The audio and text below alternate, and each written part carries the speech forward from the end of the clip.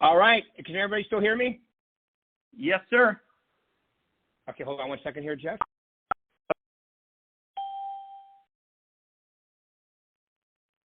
All right. Okay, sorry about that. We had a little technical difficulties, but we're good now. All right, everybody, welcome to, what is today? The 7th. Tomorrow is Election Day. If you haven't voted early, I did. I know a lot of you have. Vote. Get out tomorrow then, because I think the early voting in most states is closed. Now you actually have to go tomorrow. But vote. Get out there and vote. It's your right, and it's also your gift, basically.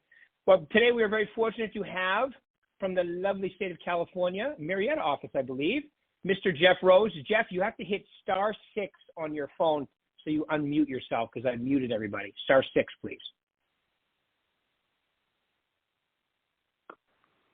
Great. Well, thank you for having me on here, Rick. I appreciate it. And this is my first podcast ever. So thank you for the opportunity. Yeah, I get to come out of my comfort zone on that. That's good. That's a good place to be. Life begins outside your comfort zone. So, well, tell them what office you're in, how long you've been. Just tell them a little background about yourself, please, Jeff. Oh, absolutely. I belong to the Marietta office, and it's Berkshire Hathaway Home Services, California Properties, and I've been there now for almost 3 years.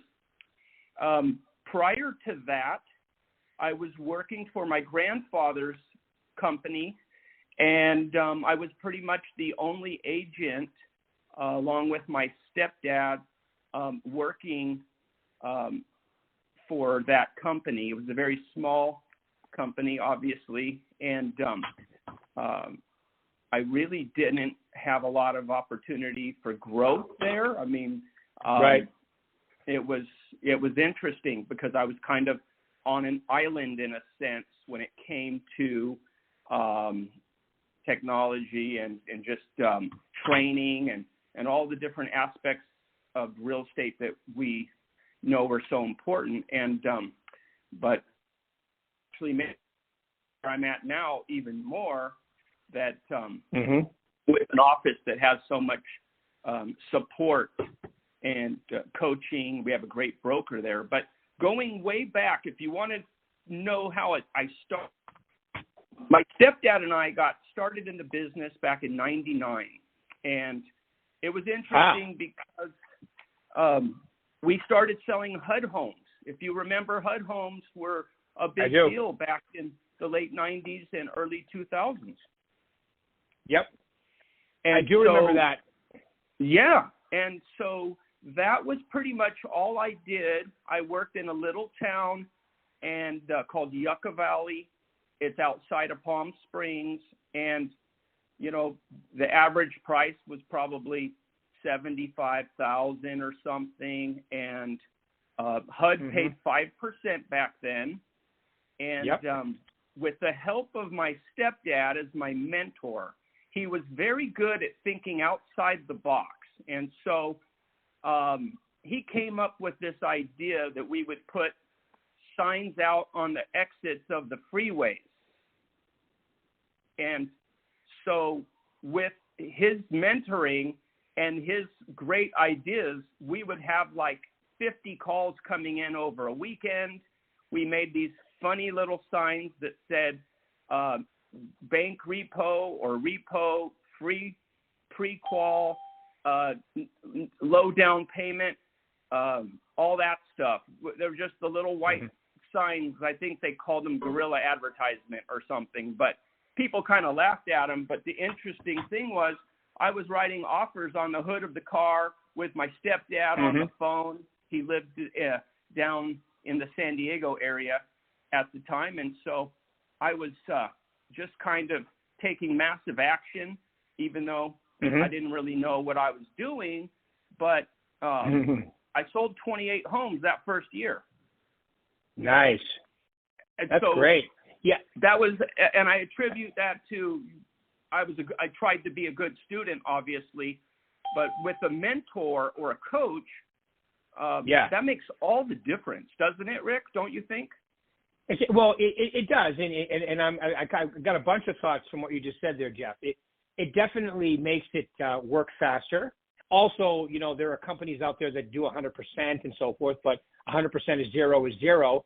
You know, you're going to maximize this business by having a brand, having tools, having all the things you just mentioned. And I remember I used to say, because my assistant used to give me crap all the time because I had more signs stolen than anybody on the planet. But I had those corrugated plastic with a stand. So, you know, I would put them at street corners because the zoning ordinances in my town weren't as strict as like around here. And I'd have signs stolen. I'd have the state take them when they were cutting the lawn. And my thought was, if it lasts a week there, it's paid for itself. I put another one up, right? So I was constantly putting signs up and that's everywhere what we did too. We looked at it like if it lasts over the weekend, even we were getting calls, and a lot of that also was helping the clients to do credit repair. Like we would, you know, loans were a little easier, but still we had to kind of help them and get, you know, the credit score improved, or just try to give them some guidance, because they might have been in a situation where they'd buy a home if they could, but they couldn't get a loan. Yep. Yeah, the only time it wasn't good, Jeff, was on the morning after Halloween, because I would have my signs stolen by kids and put all over it. People would call me, "My house is not for sale." I'm like, "Okay, we'll send somebody right out." What a great prank for a kid to do, probably, right? Yeah, no, it was fun. It was funny, but they would always move my signs around on Halloween, and I knew that we were just prepared for it the next day. But so Jeff, isn't it amazing? And I tell people today, the agent who's got in the business in the last even 4 or 5 years is really spoiled compared to the agent that's been even longer. Because like you just said, HUD homes, you know, I mean, that took a little bit more work than today. Then we went through, you know, the crash of the 2000s. So, I mean, there's been some interesting times. And even with the slight market adjustment, it's still cranking along pretty good. Average sell prices are great. Interest rates still aren't that bad, even though some people think they're terrible. You can buy it down. So it's still a pretty awesome market, Jeff, compared to like in the past, eh? I agree. And we really had to fight for every scrap and morsel we could get. And like you said about the rates, people were getting 7-8% rates, and they were excited about it because you had to have a decent score, you know, to get that rate. And it was still workable. It was just fine. And so I know people freak out now, but like you said, if they've been around for a little while, they'll remember that it wasn't too long ago and the rates were that high. And then if you go back to our parents' time, for example, they were having, 18% was not uncommon back in the 80s, I guess, early 80s, late 70s. Early 80s. Yeah, early 80s, it was 18%. And then the secondary market kicked into gear where it became more, and that's what lowered the rates, and because of the volume. And, you know, so there's a lot of things that's happened to, just like anything else, real estate has evolved into, I mean, when I saw, you know, as a person that's been in the business for 38 years, when I saw the 2.9s, and I was like, you have to be kidding me. Right? That's the most ridiculous. So I remember the first time I got below a 10% rate, it was like 9.75, 1 year adjustable. I was like, yahoo! Right? Yeah. Now, yes. Right? If you're in the sevens, you're like, oh my God, that's terrible. It's really not that bad. I think people got kind of spoiled. They got used to those super low rates, and, you know, young people that did not recall how they used to be. But, you know, the lenders, I think that looking back at it, don't you think that the lenders always try to find a way? Like there's usually, like now we have buy downs that are becoming more popular, adjustable rate mortgages. So it's kind of like if the lenders want to stay in business, they have to come out with creative new products. And it's just going to have to be a two-step process a lot of times. You get in the home, and then you work on, you know, you wait till the rates go down in time. We know that they will, and then you will refinance. And A lot of times that could be a very easy process because if you have Right. an FHA loan or a VA loan, they have more of a streamlined refinance process. So They do. I think that people have to kind of look at it like, okay, well, we're going to get in the home, and if we do an adjustable, we're going to just have the plan of, and that's where the agent comes in, right? Where you can tell them this, that, okay, guys, you're going to want to watch the rates, and we're going to ask your lender to notify you when the rate goes down. Right. Yeah. You know, and that's where the expertise and the knowledge and the experience comes in right now. You need to be able to more than have a license and a pulse to do well. You have to have options, suggestions, plans, things that you can help people with. And obviously we have that. So that's great. That's a great point, Jeff. So in today's, so that's how you started, and you had a really good first year, and that's awesome. 28, that's incredible. How do you, how's your business, what has it evolved in? How do you do it today? Tell us how you. Well, today it's interesting. Yes. And it's interesting because for many years I was primarily a buyer's agent. And, and that was okay. That was great. It's just that since I started with Berkshire almost 3 years ago, I've worked closely with Joe McGowan, our broker, and that I can't even state enough what a help and a blessing it is to have a broker that will not just help you to make a good living, a great living, but help you to make your business, to create a business and have a plan. Many years, I didn't really have much of a plan except you collect all the golden eggs you can. But you don't take care of the goose. You're not building your business. You're not working on a brand. And with Berkshire, I noticed that the brand is very well respected. I've worked with other companies where when you told somebody who you're with, they're all like, I've never heard of them. I never heard of Arrow Real Estate, or you never get that with Berkshire. And so I feel like we get a lot of coaching and support, and that's been helpful in making a transition to more of a listing agent. That's where I've been heading.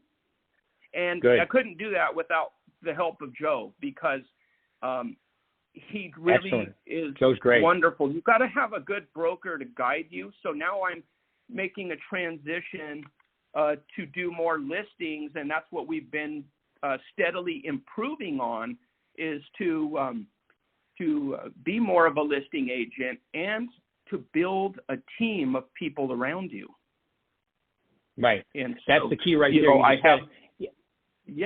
got to have a team. You got to kind of get to where you have a team, and not only does that help your business grow, but it also gives you a better work-life balance, don't you think?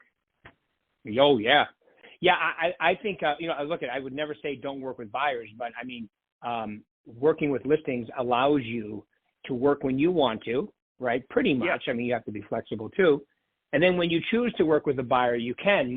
When early on in the business, before the internet, before lock boxes, before all of that, I remember, I would only work with the buyers of the people that once I sold their house that they needed to buy. That was my thing. I took listings. And so every time I took 10 listings, I had 5 buyers, because about half the people, once they sold, were going to buy from me.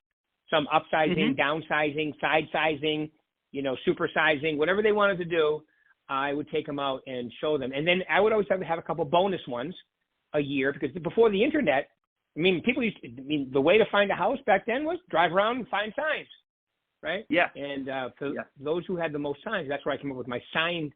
People used to get mad at me all the time. I put signs at the corners, and, I would get a call from the traffic person. I love it. Hey, you can't put that sign there because people can't see around that stop sign.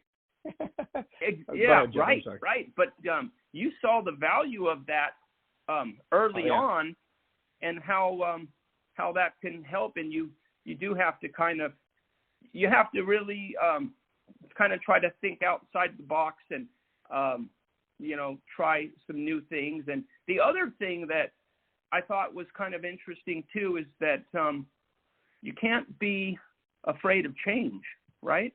Right. Big point. We've seen so many changes that I'm kind of a creature of habit, but I've really realized that over the last 20-something years, change in real estate, they just go hand in hand. And you just have to be flexible and go with it, and not get stuck in a rut of something you were used to doing for so long. And I think right now in this market too, I'm kind of going back with the help of Joe, our broker. I'm kind of going back to old school, the basics more, and calling on past clients and really staying in touch with my client base, because as I look over the last couple decades and where the sales are coming from, most of them are coming from past clients and referrals. So it's really boiling down to the relationships that we have with our clients, long-standing, quality relationships. And you can't just blast out internet stuff or do the postcards without having genuine, real conversations with your clients, right? Right. Agreed. That's it. Such good points there. Number one is, what's how the saying go? The only constant is change, especially in real estate. It's kind of like you don't wear the same clothes every day. I hope you don't. You got to change. You got to change every day. So you got to change a little bit as well. And I think that's such a great point. And then you're right. Building relationships, like knowing what to say, how to say it, being authentic, and helping people. And that's how you get this tremendous repeat and referral business. You have to under-promise and over-deliver in today's market, right? Yes, you do. And I think you have to really be there for your clients. I think you have to kind of be the voice of reason for them. Right.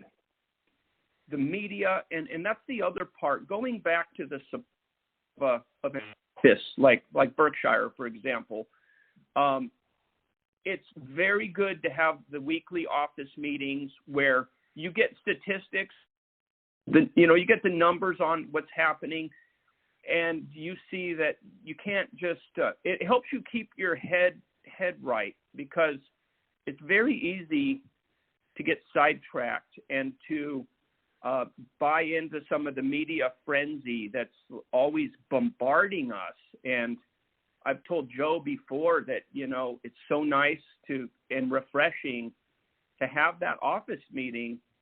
And not that I make every office meeting. There's times where I have an appointment and I can't make it. But it's very encouraging, because this game is just as much mental as it is anything else, right? It's psychological in a lot of ways.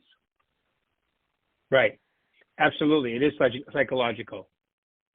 And all right. You have to, and being a part of an office that gives you the support. And you hit on something interesting too, Rick, is that you mentioned 100% of nothing is nothing. And there's plenty of offices out there that offer a deal where you pay almost nothing, but you get what you pay for too. You won't get the support, you won't get the help, and you can make a lot more money with an office that offers you the advertising, the support, the coaching. Everything I've seen about Berkshire has been top notch, and it's been very positive. So, I've had it the other way. I've been in a place where you got 100%, but man, if you needed help, you were calling the car legal, the hotline. You were trying to figure it out yourself all the time, and that's not where you want to be. So I think that being part of an office like that and having the coaching, you're a coach yourself, right? You have a lot of people that you coach, I believe. I do. I have I figured it out yesterday. We have 121 available spots, of which I have 109 filled right now. And I think I'm going to fill one of those spots too when we're done. I think that I've been wanting to do that, but I'd like to get on board with that because jump right in, my man. Good, because we're always a student in this business. You know, I feel like with everything changing, we can't underestimate the power of the coaching and, you know, all of the benefits we get. But yeah, I think that's fantastic what you're doing to help, and especially for not just new agents, but even if we've been in the business a while, it's easy to get complacent, right? And get stuck in a rut. It's very easy to get complacent. You're absolutely 100% correct. It's very easy to get complacent, and you need to, you just need to, one of the things about coaching is accountability. You know, you have to be accountable. You got to state what you're going to do. And the way we work as humans is when you state to another human being what you're going to do, and then you actually follow it up with it in writing, the chances of you doing it go through the roof compared to not, right? That's exactly right. And when you have that coaching, you're accountable, and it kind of makes you think about your goals, your plan, and me making a transition to more of a listing agent. And like you mentioned before, you can handle a lot more listings than you can buyers typically. Right. Right. You can handle a buyers, lot more listings. You might have, you might have a dozen buyers, and you'll be inundated and just running the wheels off your car, and you'll be running ragged. And but you could easily manage 20 listings, for example, or more, and still keep your sanity and have a little bit of a balance even. Right. You can definitely do that. And then when you sell the properties, and then you have a buyer, because half your sellers will be buyers. Okay. It's really, you know what you just went through there. It's really tough for me. I don't know why, to get agents to see that, but when they do, they always end up being the rock stars. I was telling, like tomorrow, I'm doing Success Series all week. It's available live for CE credit in Nevada, which is great. Nevada lets me do that. And it's also, you can get on Google Hangouts. And I have a young gentleman, I was going to say young kid, because he's like 35 or 6. And, Andrew Kozlowski, he had like 21 closings his first year, 44 last year. And this year he'll close 70 something his third year in real estate. And he does have, a small team of a part-time assistant and another agent by now, but still, that's incredible by just doing the business part of this business, which most people won't do, unfortunately. Yes, and I think that, that's extremely important. And one of the things that Joe's helped me with, too, was that I have a couple agents that I can partner with on some of our VA stuff, for example. I have a gal that makes flyers. We have a transaction coordinator. Gone are the days where we used to do our own transaction coordinating. And I think that as a new agent, you want to have a transaction coordinator. You don't want to have to be doing all of that, right? Right. Exactly right. You don't want to be doing, because people go, well, I can't afford one. Well, when you're prospecting, talking to people, doing your lead follow-up, when you're on an appointment, when you're negotiating a contract, those are things that you're making high dollar hour, activities. When you're filling in a listing, when you're making $20 an hour. Okay. So, if you pay somebody to do that so you can make hundreds, if not thousands of dollars per hour, most of your day, you're definitely going to make more money. Okay. So that's the key. Yes. Yes. That's exactly right. But it's kind of hard to wrap your head around it at first, maybe as a new agent. But I think that if they can, get to a point where they are, well, and it goes back to modeling too. You probably would want to have some type of an agent in your office, or this is where your coach comes in. But you want to try to do the things that have been working for somebody, right? And, modeling after someone who's a top producer or a team, and this is the coaching. And, I just think that that's invaluable to have those tools available to you. And I so, agree. yeah, I think All right, that's good, because it's tough to be a new agent. Right now, being a new agent it's a pretty tough place to be, right? It is. It is. When you don't have a repeat and referral business, it's tough to break in, especially where you are in California, where it's so competitive. But you know, my theory is if you can do the things that we're talking about and make it 12 to 18 months, it slowly gets better every day after that. And some people even before. Yeah. Oh, absolutely, absolutely. And I think we've been very fortunate to be busy pretty much the whole time. I mean, there was a time though in 2008, I want to say 2009, where it did really get slow. It was very uncomfortable. It was a scary time, and but we pushed through it, and then we started doing short sales. So there's the change thing again, right? You start doing short sales and bank repos, and you know, we have to always be, I guess, embracing the things we have to do to make it with the changes that happen. And, you know, you remember the short sales and the repos, right? Oh, yeah. Oh, yeah. Yeah. Absolutely. You got to become a short sale expert when that happens. Right.